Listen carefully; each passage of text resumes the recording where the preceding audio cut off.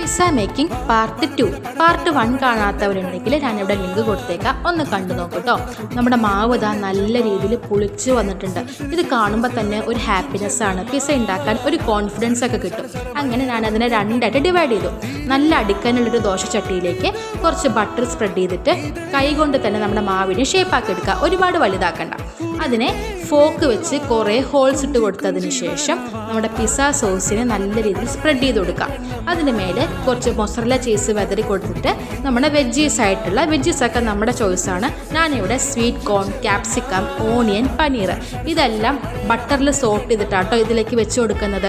അത് നല്ല രീതിയിൽ ഗാർണിഷ് ചെയ്തിട്ട് അതിന് മേലെ കുറച്ച് ഒറിഗാനോയും ചില്ലി ഫ്ലേക്സും ആഡ് ചെയ്ത് നമ്മുടെ മെയിൻ ഐറ്റം ചീസും കൂടി സ്പ്രെഡ് ചെയ്തിട്ട് ഒരു പാത്രം വെച്ച് അടിച്ച് 15 മിനിറ്റ് ലോ ഫ്ലെയിമിൽ വെച്ച് കുക്ക് ചെയ്തെടുക്കാം. പിസ്സ റെഡി ആയിട്ടുണ്ട്. ഇഷ്ടപ്പെട്ട എല്ലാവരും ട്രൈ ചെയ്യണം. അതേപോലെ തന്നെ എൻ്റെ ചാനൽ സബ്സ്ക്രൈബ് ചെയ്യാൻ മറക്കല്ലേ. ബൈ.